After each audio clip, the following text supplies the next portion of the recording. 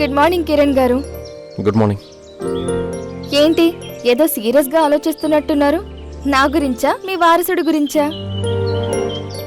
దుప్పటి గురించి. దుప్పటి గురించి ఆలోచించడం ఏంటి? రాత్రి పడుకున్నప్పుడు నేను దుప్పటి కప్పుకోలేదు. పొద్దున్న లేచేసరికి నాకు దుప్పటి కప్పుంది. అవును, నువ్వేమన్నా నాకు రాత్రి దుప్పటి కప్పావా? నేనా? లేదే. నేను కప్పాను.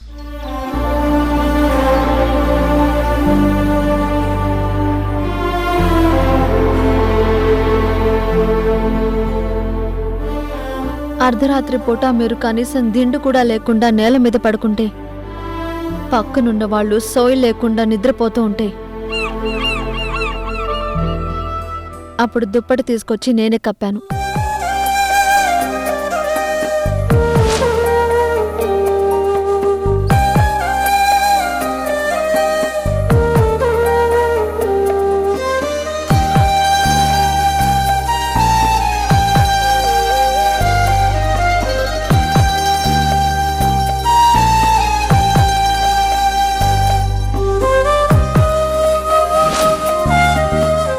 అవునక్క, అర్ధరాత్రి నువ్వు మేం పడుకున్న బెడ్రూమ్ వైపు ఎందుకు వచ్చావు? అంటే నువ్వు జ్వరంతో పడుకున్నావు కదా, ఒక్కదానివే పడుకోవడం భయమేసి వచ్చావా, లేక నా మీద నమ్మకం లేకొచ్చావా? నీ సంగతి తెలియదు, కానీ నాకు నా భర్త మీద చాలా నమ్మకం ఉంది.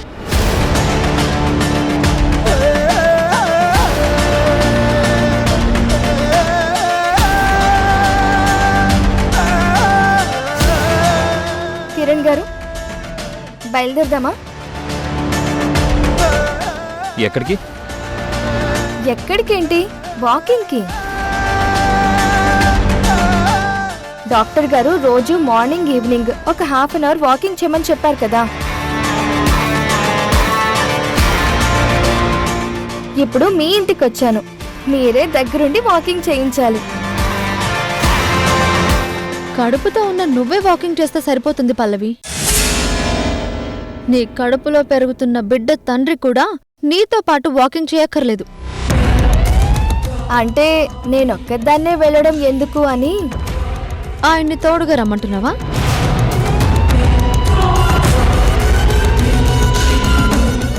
ఆయన నీకు తోడుగా రావడం బాగోదు.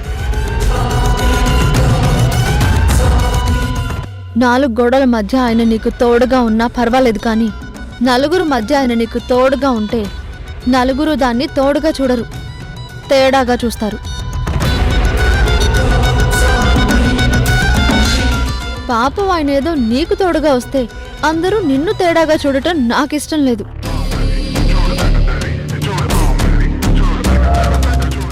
నీకు తోడుగా నేనొస్తాను.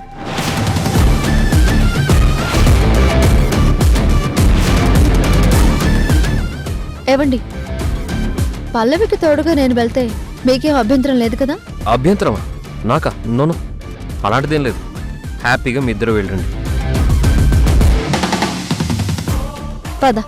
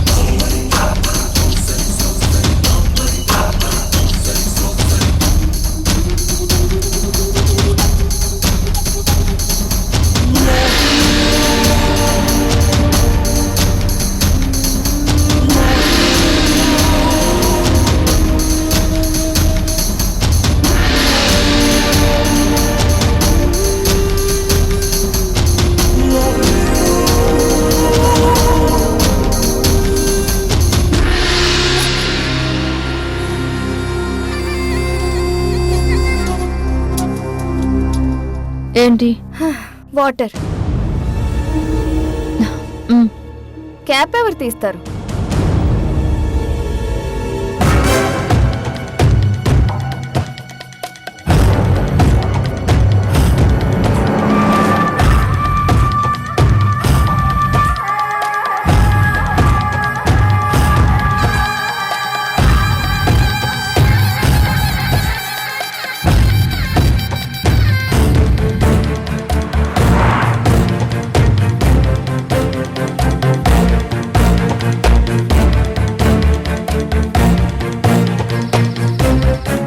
ఏంటి అలా చూస్తున్నావు?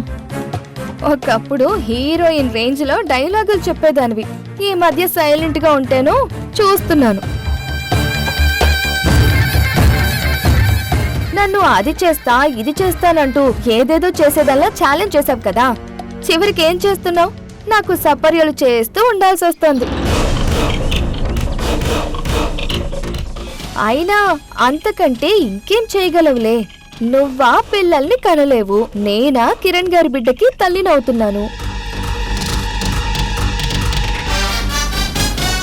పిల్లల్ని కనలేని నువ్వు కనబోతున్న నాకు సపర్యలు చేయక తప్పదు కదా.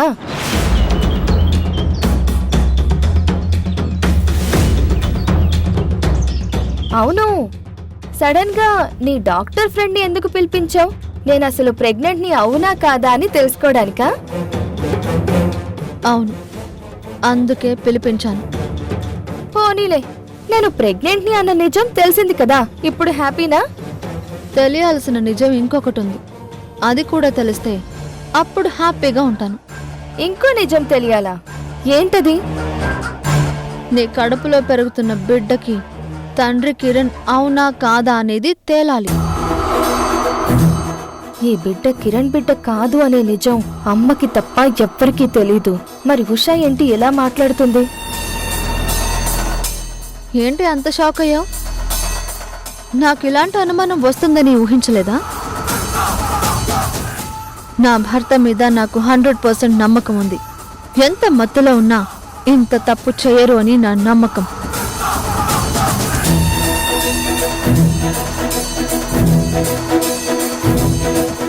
నీ మీద నాకు 100% అనుమానం ఉంది. మత్తులో తప్పు జరిగిపోయిందని అబద్ధం చెప్పి ఆయన్ని నమ్మించావా అని నా అనుమానం. నోరు తెరిస్తే అబద్ధాలు చెప్పే నువ్వు అలా అబద్ధం చెప్పి ఆయన్ని నమ్మించవని గ్యారంటీ ఏంటి? అందుకే అనుమానిస్తున్నాను. థ్యాంక్ గాడ్, జస్ట్ దీనిది అనుమానమేనన్నమాట. ఇప్పటి వరకు దీనికి ఆ నిజం తెలియదు కాబట్టి ఇక ముందు తెలియకుండా జాగ్రత్త పడొచ్చు. తొందరలోనే ఆ అనుమానం కూడా తీర్చుకుంటాను. నువ్వు నన్ను ఇలా అనుమానిస్తున్నావు, అవమానిస్తున్నావు అన్న విషయం కిరణ్ గారికి తెలిస్తే నిన్ను ఏం చేస్తాడో ఆలోచించుకో. నా అనుమానం నిజమైతే నీ కడుపులో పెరుగుతున్న బిడ్డకి కిరణ్ తండ్రి కాకపోతే నిన్నేం చేస్తాడో నువ్వు ఆలోచించుకో.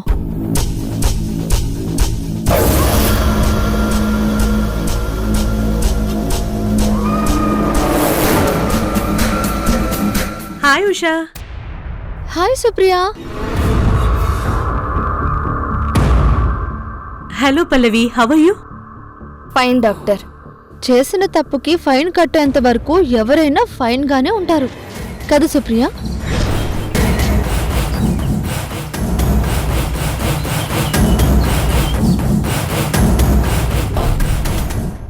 సరే అక్క, మీరు మాట్లాడుకుంటూ ఉండండి. నాకు కాళ్ళు నొప్పులు పుడుతున్నాయి, నేను ఇంటికి వెళ్తాను.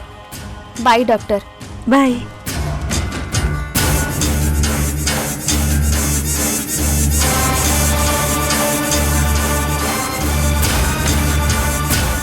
ఏంటి అలా చూస్తున్నావు? ఈ పల్లవిని ఎక్కడో చూసినట్టు అనిపిస్తుంది నాకు. అవునా? చూసావా? ఎక్కడ చూసావు? అదే గుర్తు రావట్లేదు. నిన్న మీ ఇంట్లో చూసినప్పటి నుంచి ఆలోచిస్తున్నాను తనని ఎక్కడ చూశానా అని.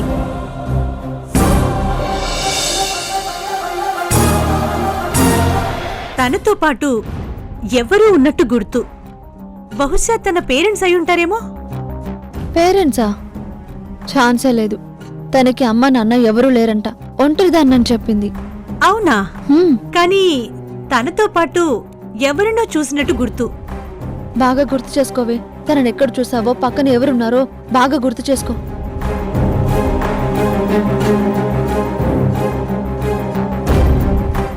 తను ఎవరు ఏంటి అనే వివరాలు తెలిసాయంటే తను ఇన్ని నాటకాలు ఎందుకు ఆడుతుందో మనకు అర్థమవుతుంది. ఇవ్వాల కాకపోయినా రేపైనా గుర్తుకొస్తుంది. డెఫినెట్ గా తనకి సంబంధించిన పూర్తి వివరాలు నీకు చెప్తాను, సరేనా?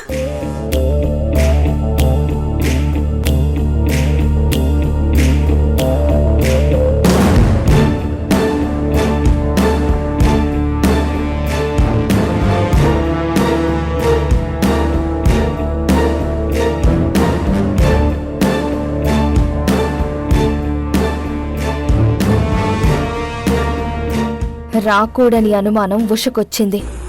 తన ఎత్తులకి పై ఎత్తులు వేస్తూ తనకి వచ్చిన అనుమానాన్ని పోగొట్టి నా కడుపులో పెరుగుతున్న బిడ్డ కిరణ్ బిడ్డ కాదు అన్న నిజం ఉషకి తెలియకుండా చెయ్యాలి.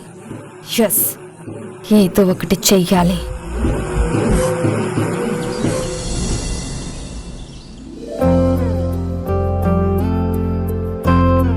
అమ్మా హారిక, మీ మావయ్య గారు టిఫిన్ చేశారా? తెలిసిందే కదా అత్తయ్య, మళ్ళీ అడుగుతారెందుకు? టిఫిన్ నేను చేయలేదు, నువ్వే చేశావన్న విషయం మీ మావయ్యకి చెప్పలేదా? చెప్పానత్తయ్య, ఆయన తిన్నని చెప్పారు.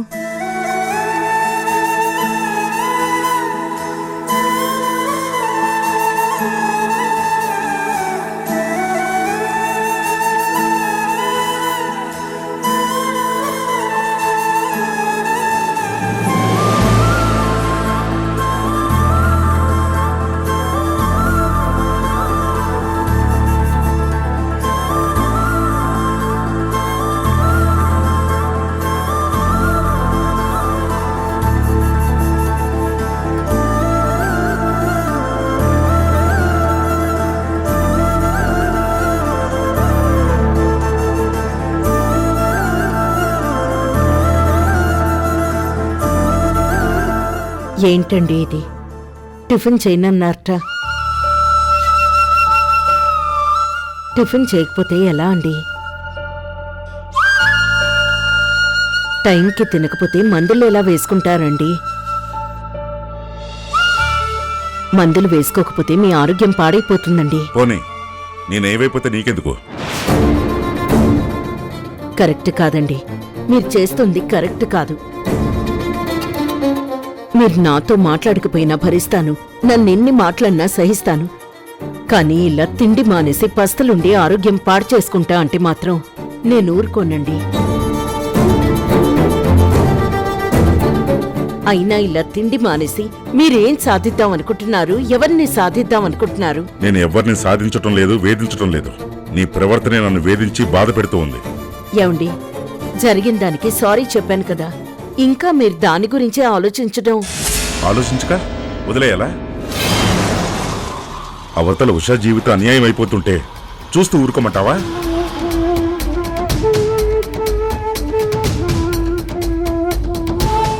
శనిగ్రహాన్ని తెచ్చి ఇంట్లో పెట్టుకున్నట్టు ఆ పల్లవిని తీసుకొచ్చి ఉష ఇంట్లో పెట్టుకుంటే ఏమీ పట్టనట్టు 3 పూట్ల తిట్టు ఇంట్లో ఉండమంటావా? అది కాదండి.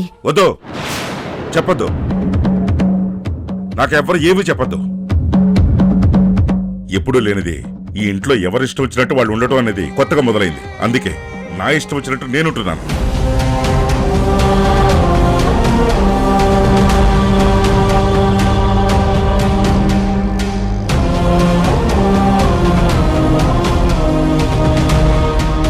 ఏమైంది? మామయ్య గారు టిఫిన్ చేయరంట, ఆయనకు పోటీగా అత్తయ్య గారు కూడా తినరంట. సరేరా, నువ్వు తిందువు గాని. నువ్వు తిన్నావా? నువ్వు తినకుండా నేనెలా తింటాను? అయితే నువ్వు కూడా తినడం మానే. నేనేం పాపం చేశాను? పల్లవి విషయంలో అమ్మకి సలహాలిస్తూ సహకారం అందించావు కదా, అమ్మతో పాటు నువ్వు కూడా శిక్ష అనుభవించు. తరుణ్,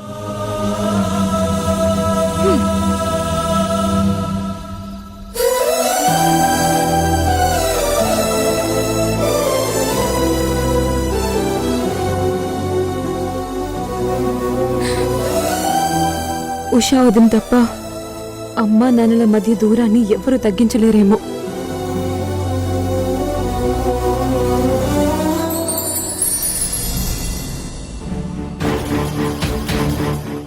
ఏంటి పల్లవి ఇది? అవునండి, ఉషా అక్క నా చేత చాలాసేపు వాకింగ్ చేయించేసరికి కాళ్ళు విపరీతంగా నొప్పులు వచ్చేసాయి. అసలు ఇంటి దాకా నడవగలనో లేదో అనుకున్నాను. ప్రెగ్నెన్సీలో ఉన్నప్పుడు ఇలా కాళ్ళ నొప్పులు వస్తే ఏమవుతుందో ఏంటోనని టెన్షన్గా ఉంది. ఏం కాదులే, ప్రెగ్నెన్సీ టైంలో నడవమని డాక్టర్లు చెప్తూ ఉంటారు కదా, అలా నడిస్తేనే బ్లడ్ సర్క్యులేషన్ బాగుంటుంది. కానీ నొప్పి కూడా చాలా ఉంది కదా, అస్సలు భరించలేకపోతున్నాను.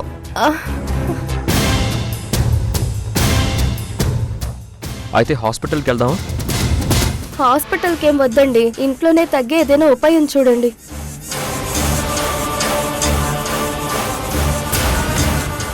అయితే ఆయిల్ మసాజ్ చేస్తే రిలీఫ్ ఉంటుంది. సరే అయితే ఆయిల్ తీసుకొస్తారా? ఎలాగోలా నేనే మసాజ్ చేసుకుంటాను. ఒక్క నిమిషం.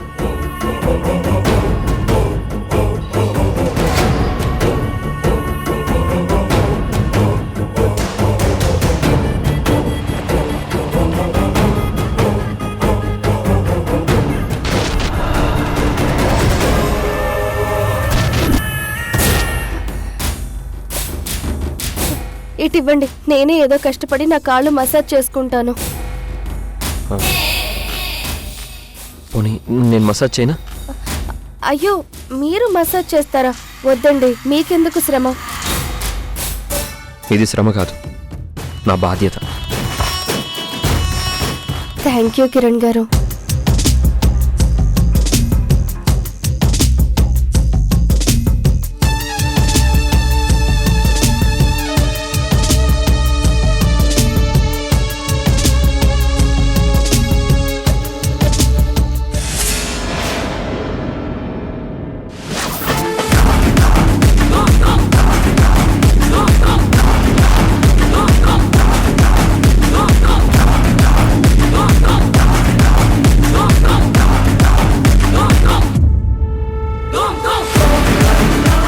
ఇది మీ బాధ్యత కాదండి, నా బాధ్యత.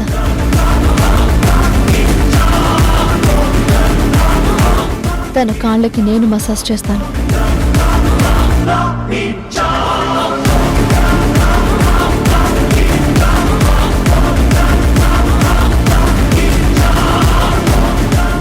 ఏంటండి అలా చూస్తున్నారు?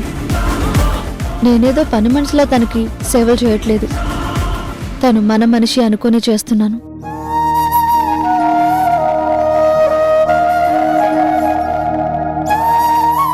మీరు వెళ్ళి మీ పని చూసుకోండి. తన పని నేను పడతాను. ప్రియమైన ఈటీవీ ప్రేక్షకులందరికీ నమస్కారం. మన బొమ్మరిల్లు సీరియల్ని ఆదరిస్తున్న ప్రేక్షకులకు మాతో కలిసి నటించే అద్భుత అవకాశాన్ని కలిగించడానికి మేం కండక్ట్ చేసిన కాంటెస్ట్ని సక్సెస్ చేసిన ప్రతి ఒక్కరికి పేరు పేరున ధన్యవాదాలు. మేం పెట్టిన కాంటెస్ట్లో సెలెక్ట్ అయ్యి మాతో కలిసి నటించిన ప్రేక్షకులు వీళ్లే. ప్రేక్షకుల కోరిక మేరకు ఈ కాంటెస్ట్ ని ఇలాగే కొనసాగిస్తున్నాం. నెక్స్ట్ అవకాశం మీదే కావచ్చు. ఇంకెందుకు ఆలస్యం? మీరు కూడా మాతో కలిసి నటించాలనుకుంటే మన బొమ్మరిల్లు సీరియల్ టెలికాస్ట్ అవుతున్నప్పుడు టీవీ ముందు సెల్ఫీ తీసుకొని స్క్రీన్ మీద డిస్ప్లే అవుతున్న నంబర్కి వాట్సాప్ చేయండి. సెలెక్ట్ అయిన ప్రేక్షకులకు ఈ అవకాశం వరిస్తుంది. All all the best. I mean, తన కాళ్ళు నేను పడతానంటున్నాను. మీరు వెళ్ళండి. థ్యాంక్స్ ఉషా.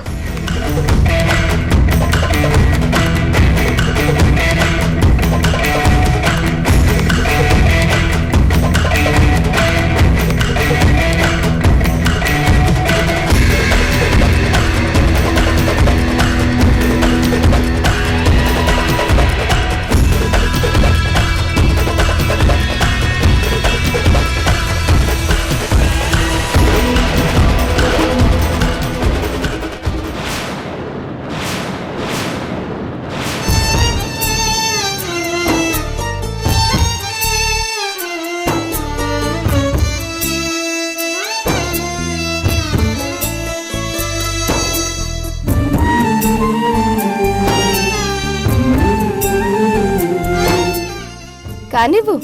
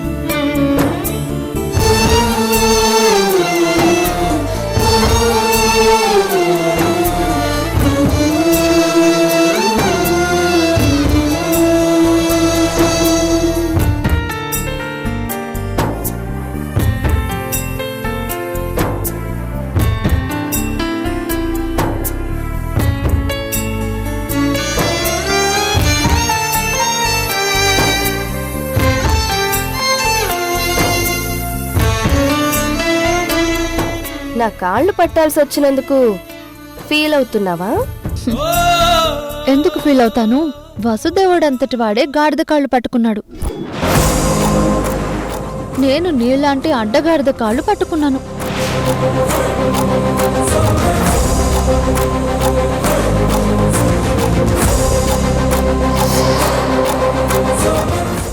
చిరునవ్వులు చిందించే మీ ఫోటో ఒకటి నా రూమ్లో పెడితే ఆ ఫోటోని చూస్తూ హ్యాపీగా గడిపేస్తాను.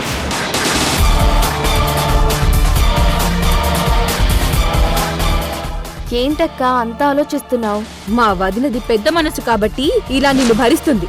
అదే నేనైతేనా జుట్టు పట్టుకుని బయటికి ఈడ్చేసేదాన్ని. ఇన్ని మాటలు పడుతూ నేను ఇక్కడ ఉండలేను, ఉండను, వెళ్ళిపోతాను.